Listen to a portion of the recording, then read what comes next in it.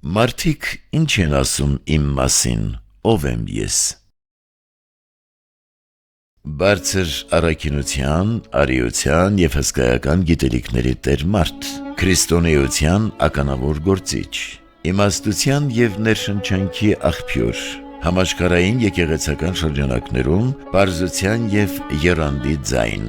ամբողջ քրիստոնյա աշխարհի իմաստուն առաջնորդ, արդարության և խաղաղության պաշտպան։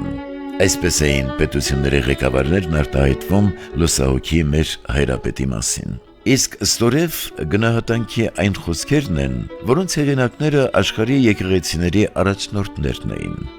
Բացառիկ մտավոր կարողությամբ և ճարտասանությամբ օժտված քրիստոնեական միությանը նվիրված անհատականություն, արևելյան և արևմտյան եկեղեցական աշխարհները կամրջող անձ, քրիստոնեական միության անխոնջ մշակ և քրիստոնեական եկեղեցիների ընտանիքի ներքին վերքերն ապաքինող դարի առաջավոր եկեղեցական, էկումենիկ գործիչների հոգևոր հայր, ով բոլորին ոգեշնչում էր իր լայն մտահորիզոնով, միասնական եկեղեցու իր անսասան մտապատկերով և ում էկումենիկ աշխատությունները մեծարժեք ժառանգություն են։ Հոգևոր մեծությամբ, եկեղեցու հանդեպ ունեցած իր եռանդուն սիրով և համայն քրիստոնյաներին Քրիստոսի ոչխարների մեկ հոտում միավորվելու մղումով առաջնորդվող անհատականություն։ Սուրբ Հոգու առաջնորդությամբ Քրիստոսի եկեղեցուն ծառայող, մարդկության վերանորոգության և մեր Տիրոջ վարդապետության ընտրյալ անոթ։ Գարեգին առաջինի մասին գնահատանքի խոսքեր լսվեցին նաև հայրիս կողմից, սակայն ավաղ միայն քչերի։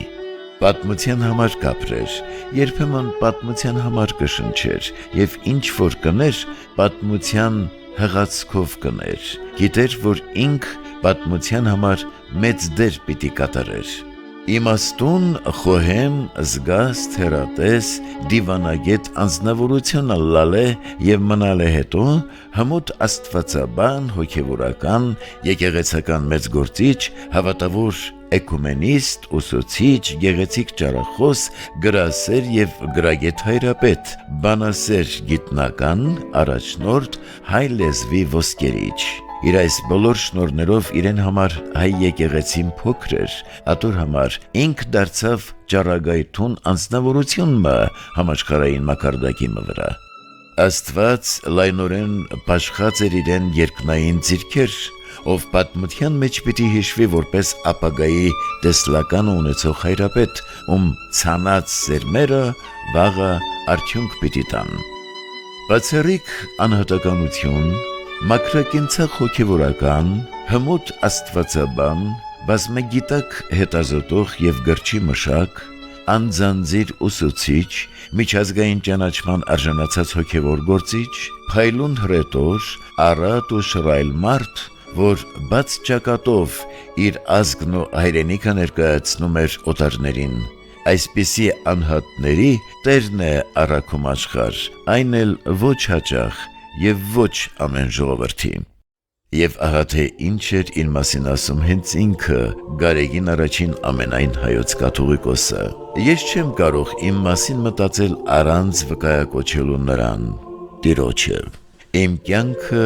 լի է նրա ներկայությամբ, և ամեն անգամ, երբ պատրաստվում եմ որևէ բան անել, ինքս ինձ հարց եմ տալիս, թե Հիսուսն ինչ կաներ իմ փոխարեն։ Նա կատարելատիպ է ինձ համար։ Անշուշտ չեմ կարող ասել, թե ես միշտ կատարելապես հետևել եմ նրան,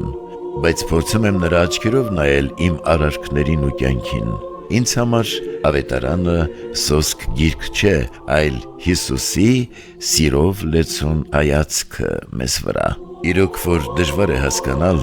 արդյոք այսպիսի մտածողությամբ էր միայն պայմանավորված վեհափառի գործելավոճի նմանությունը մեր Տեր Հիսուսի առաքելության երկրային դրվագներին, թե այնուամենայնիվ ի սկզբանե ինչ որ խորհրդավոր ընդհանրություն կար նրա և երկնային վարդապետի մարդկային էության միջև։ Ինչպես և Հիսուս Քրիստոսը, նա շրջեց իր ժողովրդի մեջ քաղաքներով ու գյուղերով, քարոզեց տաճարներում եւ հրապարակներում, նրան հիմնականում շրջապատեցին պարզոհասարակ մարդիկ։ Նա ջանաց իր ժողովրդին մոտեցնել իրենց հայրերի Աստծուն եւ ինչպես իշխանավորների, դպիրների եւ փարիսեցիների պարագայում էր ավետարանում, նա մեր հանրությանն ու եկեղեցականներին ձևապաշտությունից ուղղորդեց դեպի ճշմարիտ հավատք, ի ծառայություն մարդուն եւ ազգին։ Նա նաեւ չհասկացվեց ու չընկալվեց սեփական ժողովրդի կողմից ու տառապանքներով էլ հեռացավ կյանքից։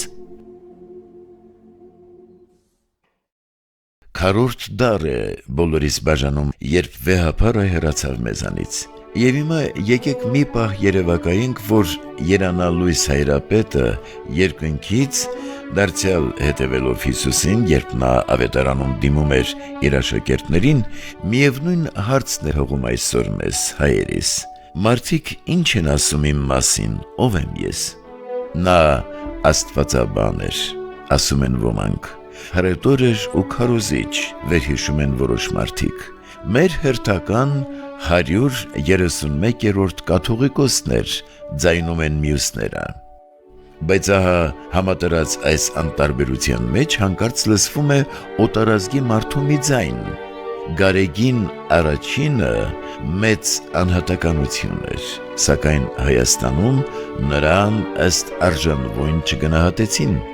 Այդպես են վարվել մարգարեների հետ, այդպես է լինում նրանց պարագայում, ովքեր շատ ավելի առաջ են անցնում իրենց դարաշրջանից։ Ջովաննի Գուայտան իտալացի պատմաբան էր եւ գրող, հեղինակը վեհափառի հետ ծավալուն հարցազրույցների այն գրքի, որը թարգմանվեց մի քանի լեզուներով, մեզ եւ աշխարհին ճանաչել տալու այդ մեծ հային։ Խոսքերը քաղված են վերջերս Մոսկվայում վերահրատարակված հենց այդ գրքի նոր առաջաբանից։ Կաթողիկոսից ներշնչված իտալացին ուսումնասիրեց եւ սիրեց Հայաստանը, գրեց նրա մասին գրքեր եւ դեռ ինքն էլ նվիրվեց հոգեվոր ծառայությանը, շարունակ հիշելով վեհափառին եւ նրա խոսքերը, որոնք օգնում էին նույնիսկ անբուժելի հիվանդությամբ տառապող մարդկանց։ Մարգարեն հարգված անձ է, բայց ոչ իր գավառում, իր ազգատողմի եւ իր տան մեջ, ասում է Հիսուս Քրիստոսն ավետարանում։